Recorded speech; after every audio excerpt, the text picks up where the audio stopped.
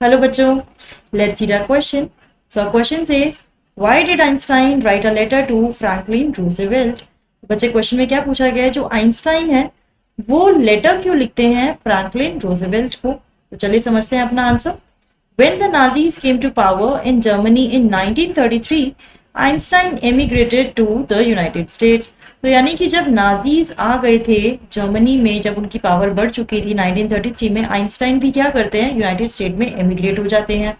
All American physicist were in an approach because of the discovery of nuclear fusion in Berlin. यानी कि जितने भी American physicist थे, Einstein को यह रियलाइज करता है कि बहुत ही ज्यादा डरे हुए हैं. ठीक है, क्योंकि उन्हें क्या पता लगा था कि न्यूक्लियर फ्यूजन की डिस्कवरी हो चुकी है बर्लिन में. Many of them afraid that the Nazis could build and use N atomic bomb. उनमें से कई ये सोचते थे कि जो नाजीज हैं इस चीज का यूज कर सकते हैं, एटॉमिक बॉम्ब बना सकते हैं न्यूक्लियर फ्यूजन से और उसे किसी पर भी डाला जा सकता है. At the urging of a colleague, Einstein wrote a letter to Franklin Roosevelt to warn him of the consequences of an atomic explosion. तो यानी कि एक कलीग जो है आइंस्टाइन को क्या करते हैं, अर्ज करते हैं कि तुम्हें फ्रैंकलिन रोजवेल्ट को वार्न करना चाहिए कि एटॉमिक बॉम्ब एक्सप्लोजन के क्या क्या कॉन्सिक्वेंसेस हो सकते हैं.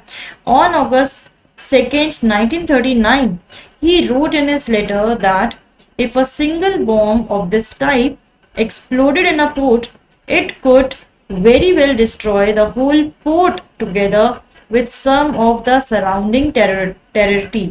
ठीक है, तो यानी कि यहाँ पर वो अपने लेटर में लिखते हैं, 1939 में वो ये लेटर लिखते हैं और कहते हैं कि अगर इस तरीके का एक भी बॉम्ब एक्सप्लोड किया गया, it could very well destroy the whole port together, कि पूरा पोर्ट तो वो डिस्ट्रॉय करेगा ही, जबकि आसपास की सारी सराउंडिंग टेरिटरी को भी वो खराब कर देगा. यानी कि बिल्कुल ही उसे डिस्ट्रॉय कर देगा, डिस्ट्रक्शन बहुत ज्यादा हो जाएगा न्यूक्लियर बॉम्ब से.